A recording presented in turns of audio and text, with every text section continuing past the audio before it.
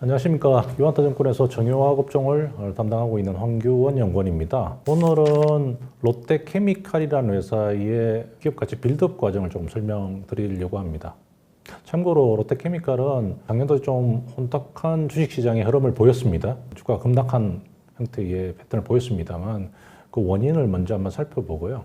그리고 두 번째로 그 원인이 어떻게 지금 단계적으로 해소 또는 해결이 되어 가는지, 해당 부분이 기업가치 주가 회복에는 어떻게 영향을 미칠지 부분을 아울러서 설명을 드리도록 하겠습니다. 먼저 파란만장했던 롯데케미칼의 주가 흐름을 한번 살펴보도록 하겠습니다. 그림 2번은 롯데케미칼의 PBR 밴드가 됩니다. 빨간색이 주가 흐름이 되어지고요. 최근 흐름을 한번 보시면 2020년도에 주가가 급상승한 이후 급상승했던 배경은 코로나가 터지면서 각국에서 재난지원금이라고 하는 자금을 국민들한테 지원했습니다. 이것 때문에 각종 소비재에 대한 수요가 늘어나면서 해당에 필요로 한 석유화학, 특히 롯데케미칼의 석화 제품의 수요가 급증하는 시기를 보였습니다. 이때 주가가 상당 부분 상승했던 상황이 되고요. 그 이후에 주가 흐름은 2021년 정도 수준부터 시작해서 내리 한 3년, 4년 동안 약세를 보이고 있습니다. 특히 2024년도에는 주가 하락폭이 과거의 밴드 하한선이라고 이야기했던 마지노선이라고 했던 0.22배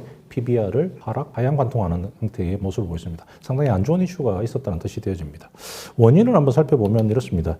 당시에 원인은 두 가지로 이렇게 정리 가능할 것 같습니다. 첫 번째, 본업이 되는 석화 부분의 공급 과잉 또는 수요 부진에 의한 수익 악화가 노골화되고 지속이 되어졌다는 부분들이 문제가 되어지고요. 두 번째 부분은 재무적 리스크가 부각이 됐습니다. 작년 2024년 11월, 12월 이 사이에 보면 롯데케미칼이 가지고 있던 회사채, 무보정 회사채의 조기 상환 요건이 발생이 되어지면서 재무 압박이 상당히 가해지면서 롯데케미칼의 주가를 짓누르는 두 번째 요소로 작용했던 걸로 보여집니다. 2025년에는 결국 이 두 가지 요소가 어떻게 흘러갈 것이냐에 따라서 주가의 향배가 결정이 될 것으로 보여집니다. 2025년 1월 정도 접어들면서부터 이 단계적으로 이 두 가지의 기본적인 펀더멘탈의 변화들이 발생이 되고 있는 것 같습니다. 제일 먼저 석유화학 부분의 공통적인 업황 부분에 대한 변화가 조금씩 긍정적으로 바뀌고 있습니다. 해당 부분의 원인 내용들을 살펴보도록 하겠습니다. 2025년 업황 쪽에서 가장 중요한 특징은 두 가지가 되어집니다. 대표 제품은 에틸렌이라는 기초석화 제품이 됩니다만 에틸렌의 글로벌 정설 자체가 상당히 줄어들게끔 됩니다. 정설 규모가 최근 한 5년 동안 매년 1,000만 톤 정도씩 물량이 들어왔습니다만 2025년도에 신규 설비 또는 새롭게 공급되어지는 물량들은 300만 톤 정도 전후로 물량 규모가 상당히 줄어들 것으로 보여집니다. 특히 중국이나 동남아시아 지역 쪽에서 설비 가동의 조절이 본격적으로 나타나고 있다는 부분, 그리고 유럽 지역에서는 원래 3개 회사가 석화 설비를 대규모 폐쇄한다는 형태의 모습을 보이면서 공급 관련되어져 있는 부담은 현저히 좀 줄어들 것으로 보여집니다. 두 번째로 우리가 기대할 수 있는 부분, 아직 실현은 안 됐습니다만 이 부분이 한국의 석화업체들 상당히 중요한 변곡점이 될 것으로 보여집니다.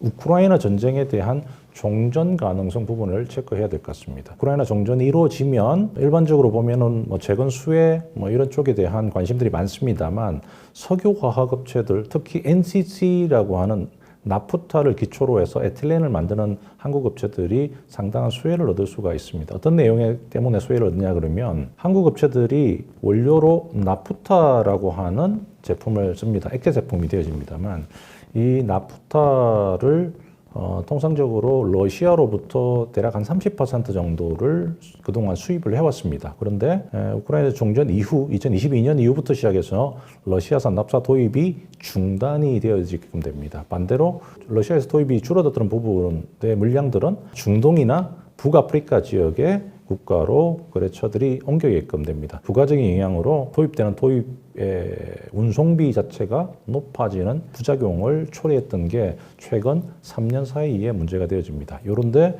우크라이나 종전 자체가 이루어지게끔 되면 그 다음 수순은 결국 러시아에서 원유 수출을 확대하게끔 되고 특히 나프타라고 하는 제품을 한국에서 동해를 통해서 직접 도입할 수 있는 러시아의 그 극동 항구가 되는 블라디보스톡을 통해서 한국은 동해로 직도입이 가능해지게끔 됩니다. 이렇게 되면 약 한 40불 정도의 톤당 운송비가 절감이 될 수가 있는 효과가 되어집니다. 이 40불이라고 하면 현재 원가 수입되는 나프타 가격의 8% 정도를 가격을 낮출 수 있는 효과가 있을 것으로 보여집니다.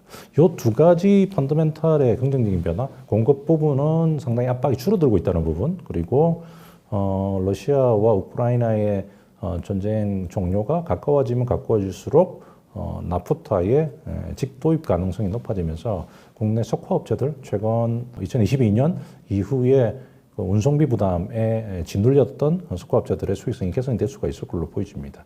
이렇게 되어지면 석화업체들의 수익성, 특히 롯데케미칼의 수익성은 어떻게 바뀔 것인지에 대한 내용을 그림을 한번 살펴보도록 하겠습니다.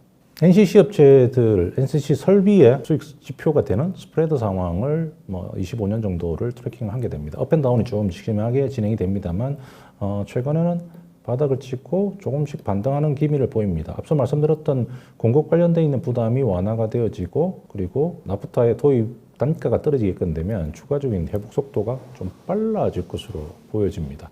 해당 부분의 변화는 2025년 아마 1월 달 정도부터 시작해서 이미 국내 NCC 업체들의 실적이나 이런 펀더멘탈의 기초 부분에 긍정적인 영향을 미치고 있는 것 같습니다. 흑자로 전환된다든지 이런 움직임들이 최근 3년 사이에 처음으로 나타나고 있어서 긍정적인 부분에 대한 변화가 조금씩 시작이 된 것으로 그렇게 예상을 해볼 수 있을 것 같습니다. 업황과 관련되어 있는 내용은 작년보다는 훨씬 더 개선이 될 수 있는 체력을 좀 가지고 있다 이해하시면 될 것 같습니다. 자, 두 번째 부분은 작년 주가를 눌렀던 두 번째 부분은 재무적인 부분 리스크였습니다만 재무 관련되어 있는 리스크 상황 부분이 어떻게 빌드업이 되고 있는지 부분을 설명을 해보도록 하겠습니다. 먼저 롯데케미칼의 차입금 구조를 한번 살펴보겠습니다. 전체 차입금은 약 한 10조 원 정도가 되어집니다. 이 중에 단기 차입금 3조 4천억, 회사채가 약 한 2조 3천억 원, 장기 차입금, 설비 투자를 위해서 차입됐던 금액이 약 5조 원 정도를 가지고 있습니다. 현금은 여기서 3조 원 정도를 가지고 있어서 순 차입금 규모는 약 7조 원 정도가 되어집니다. 이 7조 원 부분에서 차입금 부분에 대한 부담을 좀 완화시키기 위한 조치들이 2025년도에 구체화되고 있습니다. 첫 번째 부분은 회사채 부분에 대한 상환 압박을 좀 완화시키는 조치가 2025년 1월에 시작이 되어졌습니다. 일반적으로 회사채는 무보정 상태로 발행이 되어집니다만 2024년 11월, 12월에 이 회사채의 EOD라고 하는 기한이익상실이라고 하는 용어를 사용합니다만 투자자들의 조기 상환 압박이 증가되는 시기다 이렇게 보시면 될 것 같습니다. 조기 상환 압박이 가해지면서 롯데그룹에서 특단의 조치를 내리게끔 됩니다. 방법은 롯데타워를 은행에 담보를 잡히면서 그 롯데케미칼의 회사채 전체를 은행 보증채로 대부분 바꾸게끔 됩니다. 해당 금액이 2조 2천억대가 조금 넘어가는 금액에 대해서 은행 보증채로 전환이 이루어졌습니다. 이렇게 되면 조기 상환 압박에 대한 부담은 상당히 완화되는 시기에 접어들었다 이렇게 보면 될 것 같습니다. 여기에서 그치는 게 아니고 보증채로 은행 보증채로 바꿨습니다만 상환해야 됩니다. 그런데 만기 구조를 이렇게 보면 2025년 어느 정도 규모의 회사채를 상환해야 되는지 부분에 대한 답을 얻을 수가 있습니다. 그림을 보면서 설명을 드리겠습니다. 2025년 롯데케미칼의 회사채 만기 구조 부분을 보면 올해 약 한 9,300억 정도의 회사채 만기가 도래됩니다. 이건 은행 보증채, 은행 담보가 잡혀 있기 때문에 상환 압박이 좀 클 것으로 보여지고 상환을 할 계획을 가지고 있습니다. 내년도가 되면 7천억대로 좀 줄어들게끔 되고요. 앞으로 한 4, 5년 사이에 줄어드는데 2026년이 지나면 회사채 만기 관련되어 있는 부담은 현격하게 줄어드는 구조로 이루어져 있습니다. 이 자금 부분에 대한 상환이 원래 9,200억 중에서 대부분의 자금 상환은 8월 달로 만기가 종료가 되어집니다. 8월 전까지는 상환의 압박을 받을 것으로 보여지고 이 상환 재원을 마련하기 위해서 롯데케미칼들이 계획을 세워놓고 진행하는 부분이 있습니다. 총 자금은 자산 매각으로 약 한 1조 원 정도를 매각을 해서 회사채 만기를 끄겠다라고 하는 계획을 가지고 있는 것으로 알려지고 있습니다. 지난 3월, 2025년 3월에 첫 번째 단초가 되는 6,500억 원의 자금을 증권사로부터 유치한다라고 하는 발표가 있었습니다. 근거는 배경이 되는 건 롯데 타이탄이라고 지금 현재 말레이시아의 자회사로 타이탄이 있습니다만 그 타이탄에서 인도네시아에 석화 설비를 짓고 있는 게 있습니다. 그걸 일명 라인 프로젝트라고 표현합니다만 이 라인 프로젝트의 지분 일부 약 한 25% 지분을 담보로 잡히면서 6,500억을 먼저 조달했습니다. 첫 번째.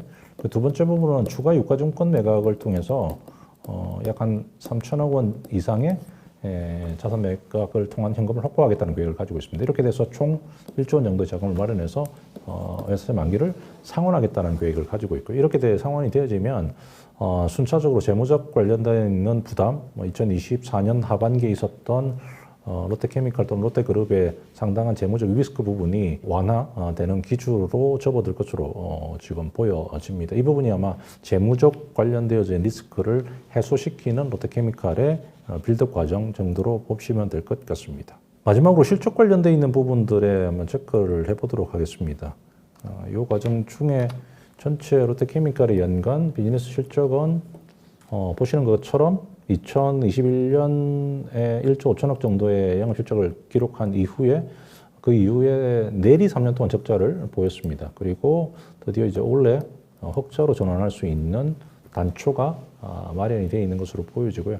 흑자가 가능하다 그러면 2분기나 3분기 정도부터 소폭의 흑자 전환이 일어나서 실적에 부담을 경감시킬수록 보여질 것으로 보여집니다. 그래서 앞서 말씀드렸던 업황의 회복이 뒷받침이 돼서 지속성이 있다 그러면 2026년도가 되면 1조 원 정도 실적으로 다시 복원이 될 수 있는 잠재 능력을 좀 가지고 있는 것으로 보여져서 최근 3년 동안의 실적 적자의 고리를 끊고 올라갈 수 있는 회복이 될 수 있는 해가 된다 그러면 올해 2025년 정도를 기대해 볼 수 있지 않겠나 이렇게 정리가 가능할 것 같습니다.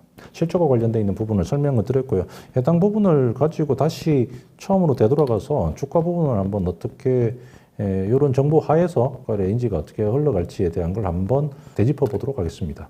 똑같이 PBR 밴드를 한번 살펴보시면 제일 처음에 시작할 때 2024년도의 업황과 재무적 리스크 때문에 주가가 과거의 하단치였던 PBR 0.2배를 하향 돌파한 상황이 됐습니다만 앞서 설명을 쭉 드렸던 업황의 개선, 재무적 리스크의 완화가 되면 결국 주가가 복원하는 형태로 진행이 될 테고 그 복원하는 과정은 PBR 0.5에서 0.7배 정도 수준으로 레인지 재평가가 올해 이루어질 가능성이 좀 높지 않겠느냐 추론을 하고 있습니다. 여기서 0.5배, 0.7배 사이의 주가는 어떻게 되느냐? 15만 원에서 20만 원 선 정도의 주가 상황이 될 것으로 보여집니다. 현재 주가가 7만 원대, 8만 원대 형성이 되고 있다라고 보면 주가 상승 여력이 상당 부분 좀 많이 남아 있는 상황이다 이렇게 보시면 될 것 같습니다. 여기까지 롯데케미칼에 대해서 진행되고 있는 빌드업 과정을 간략하게 설명을 드렸습니다. 마지막으로 정리를 한번 해보도록 하겠습니다. 롯데케미칼은 순수 석화업체로 최근 3년 동안 적자라고 하는 상당 압박에 시달렸습니다. 그리고 거기에 2024년도에는 재무적 리스크까지 가미가 되어지면서 주가를 과거 하단치 이하로 떨어뜨리는 상황을 경험했습니다. 2025년도에는 이 업황과 재무적 리스크가 하나씩 개선이 돼서 회복이 되는 단계로 접어드는 시작이 된 것으로 보여집니다. 해당 부분의 시작은 결국 주가의 복원이 이루어질 것으로 보여지고요. 지금 복원 폭 속도가 상당히 좀 빠르게 진행이 될 수 있다는 부분에 주의가 필요할 것 같습니다. 투자자들의 지속적인 모니터링이 계속 필요할 것으로 보여집니다. 여기까지가 롯데케미칼에 관련되어 있는 내용을 간략히 설명드렸습니다. 좀 더 구체적인 내용이 필요하시다 그러면 유한타증권 홈페이지를 참조하시면 될 것 같습니다. 고맙습니다.